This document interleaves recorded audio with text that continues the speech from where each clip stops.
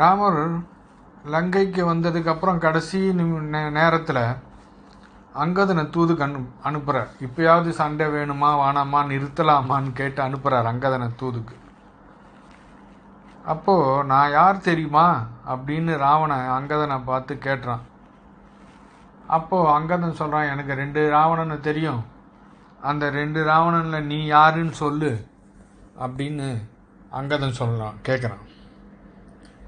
ஒரு சமயம் வாலி சந்தியாவந்தனம் செய்து அர்க்கியம் விடுகிற சமயம் இந்த சூரியனோட கதியை மாந்தேயர்கள் என்ற அசுரர்கள் அவருடைய கதியை தடுப்பதை நாம் சந்தியாவந்தனத்தின் போது அர்க்கியம் விட்டால் அந்த தடை சூரியனை நீக்கி அவருடைய ரதத்தை மேலும் செலுத்தி கொண்டு போகும் என்பது சாஸ்திரம். அந்த அர்க்கியம் விடும்பொழுது ராவணன் வாலியை சண்டைக்கு கூப்பிட்றான். என்னவோ அரைக்கோவல் விடுறான். எல்லாரும் சொல்லிட்டான், என்னெல்லாம் ஜெயிச்சு பிரயோஜனம் இல்லை, போய் வாலியை ஜெயிச்சுன்னு வா, அவனை ஜெயிச்சா நாங்கள்லாம் நீ பெரிய வீரன் ஒத்துக்கிறோம் அப்படின்னு எல்லாம் சொல்லிட்டா. உடனே அதுக்காக இவர் வாலியை சண்டைக்கு கூப்பிட்றார். வாலி சொல்கிறான், ஒரே 10 நிமிஷம் நான் சந்தியாவந்தனம் பண்ணிட்டு வந்துடுறேன் அப்படின்றான். வாலி நம்பன்னா அர்க்கியம்னா கிழக்க பக்கம் வடக்க பக்கம் மேற்க பக்கம் பார்த்து விடுறோம். வாலி அர்க்கியம் விடணும்னா கிழக்கு சமுத்திரக்கரைக்கே போயிடுவாரான் தாவி. அங்கேருந்து மேற்கு சமுத்திரக்கரைக்கு வருவாராம். மேற்கு பக்கம் அர்க்கியம் விடணுன்னா. வடக்க அர்க்கியம் விடணுன்னா அங்கேருந்து ஒரு தாவி வடக்கு பக்கம் போய் அர்க்கியம் விடுவாரான். இந்த ராவணன் கூப்பிட்ற சமயத்தில் என்னவோ இரேன்னு சொல்லிட்டு கூட ராவணன், நீ என்னவோ காரணம் சொல்லி தப்பிக்க பார்க்குற அப்படின்னு திரும்பவும் கத்தவே அந்த ராவணனை எடுத்து தன்னோட கக்கத்தில் வச்சு அடக்கிண்டு நேராக போனாராம். மேற்கு சமுத்திரக்கரையில் அர்க்கியம் விட்டு வடக்கு கரையில் போய் அர்க்கியம் விட்டு திரும்பியும் கிழக்கு சமுத்திரக்கரையில் இறங்கி கக்கத்துலேருந்து ராவணனை கீழே எடுத்து விட்டு, இப்போ சொல்லு என்ன சமாச்சாரம், ஏதோ பேசணும்னு. ஏன் அப்புறம் பேசுறதுக்கு என்ன இருக்குது, நண்பன்னு வெறுமை கை குலுக்கிட்டு போகலான்னு வந்தேன் அப்படின்னு சொல்லிட்டு போன ராவணன் ஒருத்தனை எனக்கு தெரியும் எனக்கு அப்படின்னு. அந்த ராவணனா நீ அப்படின்னு கேட்குறார்.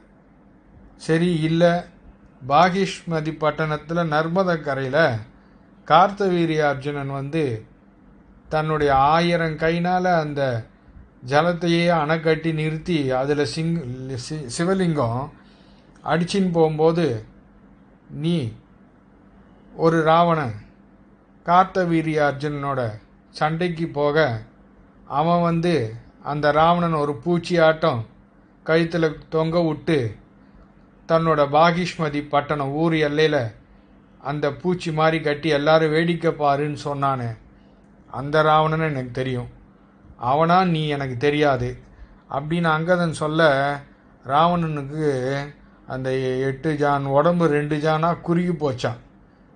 இந்த குரங்க முதல்ல துரத்தி விடுங்க, இல்லைன்னா நம்ம மானத்தை ரொம்ப வாங்கிடும் போல இருக்கு அப்படின்னு இந்த கார்த்தவீரியார்ஜுன் கதையை அங்கதன் சொல்கிறான் ராவணன்கிட்ட.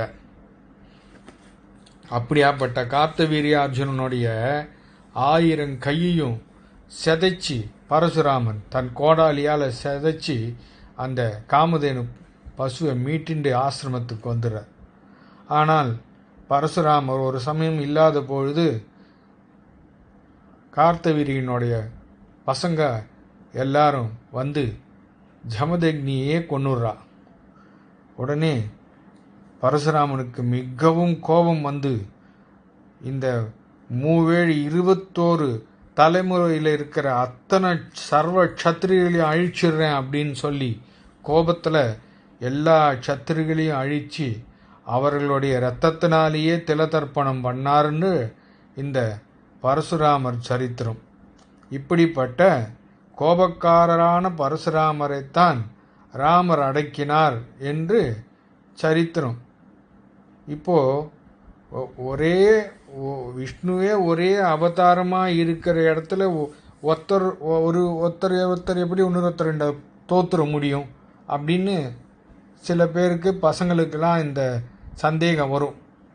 அப்போது என்னன்னு கேட்டால், பெருமாளே 3 விதமாக, அதாவது ஒன்று சாட்சாத் தானே முக்கிய அவதாரம்னு பேர் அதுக்கு.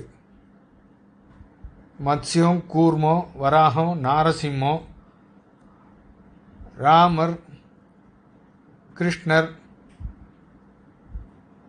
இவெல்லாம் முக்கிய அவதாரம். இப்போது பெருமாளே ஆவேச அவதாரம்னு இன்னொன்று. அந்த ஆவேச அவதாரத்திலேயே சொரூப ஆவேச அவதாரம், சக்தி ஆவேச அவதாரம். தன்னுடைய சொரூபமாகவே ஆவேசிக்கிறது சொரூப ஆவேச அவதாரம். பலராமர், பரசுராமர் இவெல்லாம் சொரூப ஆவேச அவதாரம். இப்போது சக்தி ஆவேச அவதாரம்னு பல அவதாரங்கள் இருக்குது. கார்த்தவீரிய அர்ஜுனன், வியாசர், கபிலர், அது போன்ற தன் சக்தியை ஒருத்தர் மேலே ஆவேசிக்கிறது பெருமாள். அதை மாதிரி இருக்கிறது சக்தி ஆவேச அவதாரம். இப்போது சக்தி ஆவேச அவதாரம் கார்த்தவீரிய அர்ஜுனன். அவன் பரசுராமர்கிட்ட தோத்துட்டார். பரசுராமர் சொரூப ஆவேச அவதாரம். இந்த சொரூப ஆவேச அவதாரம் முக்கிய அவதாரத்தின்ட தோத்து போயிடும். அவர் ராமருண்ட தன் வைஷ்ணவமான வில்லை கொடுத்துட்டு தன் தோல்வியை ஒப்புக்கொண்டார்ன்றது சரித்திரம். அப்போது சக்தி ஆவேச அவதாரம் சொரூப ஆவேச அவதாரத்தோடு அடங்கிடும். சொரூப ஆவேச அவதாரம் முக்கிய அவதாரத்தோடு அடங்கிடும். இதை பசங்களுக்கு நம்ம அழகாக எடுத்து சொன்னோம்னா பசங்க அதை புரிஞ்சுண்டு அவளும் பிற்காலத்தில் அவளுக்கு பசங்களுக்கு இதோட அர்த்தங்களை தெரிவிக்கிறதுக்கு சௌகரியமாக இருக்கும். அடுத்து தசமஸ்கந்தம். இந்த தசமஸ்கந்தத்தில் கிருஷ்ணருடைய பாதத்தை திருவடியை ஆசிரிப்பது தான் இந்த தசமஸ்கந்தத்தோட ஸ்வரூபம். இந்த தசமஸ்கந்தத்தை அனுபவிப்பதுக்கு அதுக்கு முன்னாடி அதுக்கு தான் இந்த மற்ற 9 ஸ்கந்தங்கள் சொல்லப்பட்டது. அதுவும் அஜாமலோபாஜானம், கஜேந்திர மோட்சம், பிரகலாத சரித்திரம், அம்பரீஷன் கதை, இதெல்லாம் மனசில் ஒரு பக்தி ஏற்படுத்தும். இந்த பக்தி ஏற்பட்ட உடனே தான் கிருஷ்ண கதையை அவரைய ஆனந்தமாக பக்தி ஏற்படுத்திண்டு அனுபவிப்பதற்கு மனசும் புத்தியும் தயாராக இருக்குன்றதுனால மற்ற 9 ஸ்கந்தத்தில் பல்வேறு சரித்திரங்கள், பக்தி உள்ள சரித்திரங்களை சுகமகரிஷி சொல்லி அடுத்தது கிருஷ்ணாவதாரத்தை சொல்கிறார். அப்படி சொல்ல ஆரம்பிக்கும்போது பரீட்சித் இந்த கிருஷ்ண சரித்திரத்தை நீங்கள் சுருக்கி சொல்லிடாதீங்கோ, நல்ல விஸ்தாரமாக எனக்கு சொல்லுங்கோ அப்படின்னு பிரார்த்திக்கிறார் பரீட்சித்து. என் தாத்தாவை எல்லாரையும் அவர் தான் காப்பாற்றிருக்கார். என்னையும் கர்ப்பத்திலேருந்து காப்பாற்றி எனக்கு உயிர் கொடுத்துருக்கார். அப்படியாப்பட்டவரோட சரித்திரத்தை நான் கேட்க ஆசைப்படுறேன்னு பரீட்சித் சொல்கிறார். அப்போது இந்த யது மகாராஜனுடைய வம்சத்தில் பகவான் கிருஷ்ணர் அதில் தான் அவர் பிறக்க போகிறார், யது வம்சத்தில். அதனால் அந்த யது வம்சத்தில் அவரை அந்த கதையை முதல்ல சொல்கிறார் பரீட்சித்து. ஏன்னா கிருஷ்ணர் அவதரிக்க போகிற வம்சம் இல்லையா, அதனால் அந்த யது வம்சத்தோடைய சரித்திரத்தை சொல்கிறார். ஒரு சமயம் பொதுவாக தந்தை சொல்ல மீறக்கூடாதுன்னு இருக்குது. அப்படி தந்தை சொல்கிறது அதர்மமாக இருந்தால் அதை கூட மீறிடலாம்னு இந்த சரித்திரம் சொல்கிறது. யயாதி மகன் யது, இன்னொருத்த புரு. யயாதி மூப்பு காரணமாக நிறைய விஷய சுகங்களை அனுபவித்து காம அனுபவங்கள் அவருக்கு பத்தலை. அவர் அதற்கு பரிகாரம் ஏதாவது இருக்கான்னு அவர் மாமனார்கிட்ட கேட்குறார். ஏன்னா அவர் மாமனார் தான் யயாதிக்கு சாபம் கொடுத்துட்டார், இது மாதிரி நீ மூப்பு அடைய வேண்டியதுன்ட்டு.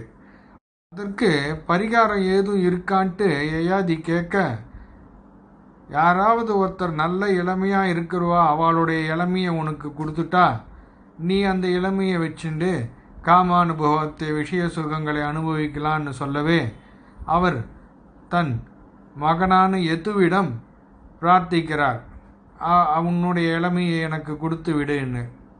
யது மறுத்து விடுகிறார். காரணம், இந்த காமானுபவன்றது மிகவும் தூராக்குழி போல, எவ்வளவுதான் குப்பையை போட்டாலும் அடி இல்லாமல் அது நிரம்பவே நிரம்பாது. அப்படி இருக்கும்போது எது முடியாதுன்னு சொல்லிட்டார்.